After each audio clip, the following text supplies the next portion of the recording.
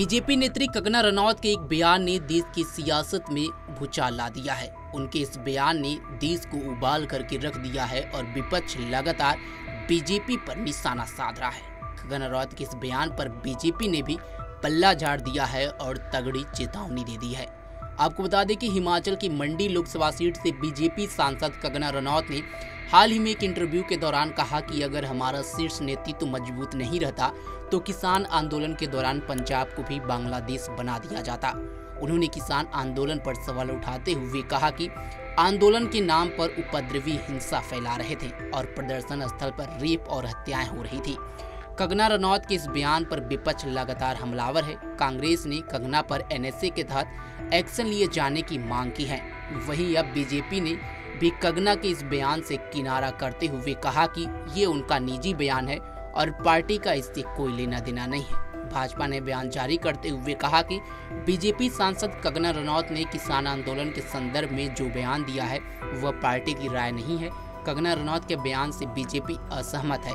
Party की ओर से कंगना रनौत की पार्टी नीति के मुद्दे पर बयान देने की न तो अनुमति है और न ही वे अधिकृत हैं। आपको बता दें कि एक मीडिया इंटरव्यू में बीजेपी सांसद कंगना रनौत ने कहा कि अगर हमारा शीर्ष नेतृत्व कमजोर होता तो भारत में बांग्ला जैसी स्थिति हो सकती थी। सभी ने देखा कि किसान आंदोलन के दौरान क्या हुआ। प्रदर्शन के नाम पर हिंसा फैलाई गई, वहां रेप हो रहे थे, लोगों को मार कर लटकाया जा रहा था। केंद्र सरकार की ओर से कृषि कानूनों को वापस लेने के फैसले को सही ठहराते हुए कंगना ने कहा कि जब बिल को वापस लिया गया तो सभी उपद्रवी चौंक गए क्योंकि उनकी प्लानिंग तो बहुत लंबी थी। विपक्षी दलों ने कंगना के इस बयान पर निशाना साधा है। पंजाब के कांग्रेस नेता और पूर्व मंत्री राजकुमार बेरका ने कंगना रनौत के खिलाफ एफआईआर दर्ज करने और एनएसए के तहत एक्शन लेने की मांग की है। उन्होंने पंजाब के मुख्यमंत्री से अपील करते हुए कहा कि कंगना ने पंजाब और किसानों को बदनाम किया है, ऐसे में उन्हें डिब्रूगढ़ जेल भेजा जाना चाहिए। वहीं कांग्रेस की IT cell head Supriya Shrinate ने भी कंगना रनौत के इस बयान पर जमकर उन पर बरसी है। सुनिए श्रीनेत ने क्या कुछ कहा। मेरा अपना मानना है कि इस देश में, आजाद हिंदुस्तान में अन्नदाताओं को बलात्कारी और हत्यारा पहले कभी नहीं कहा गया है।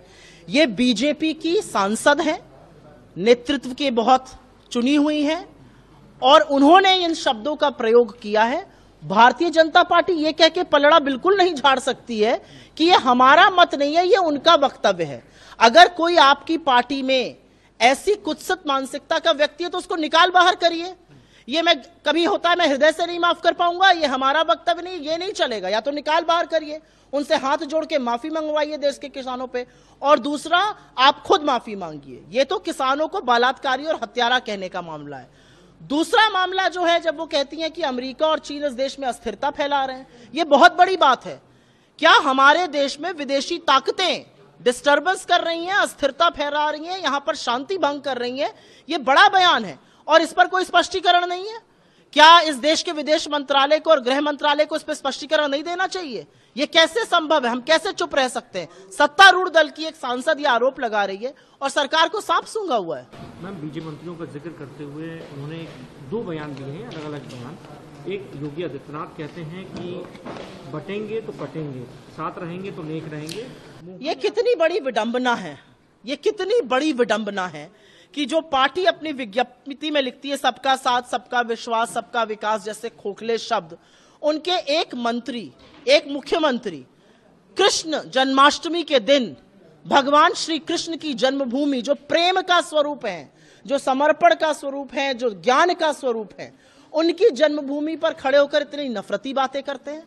आप मुख्यमंत्री हैं या बीजेपी की ट्रोल आर्मी के चीफ हैं? दूसरे मुख्यमंत्री उनसे 2 हाथ आगे निकलना चाहते हैं।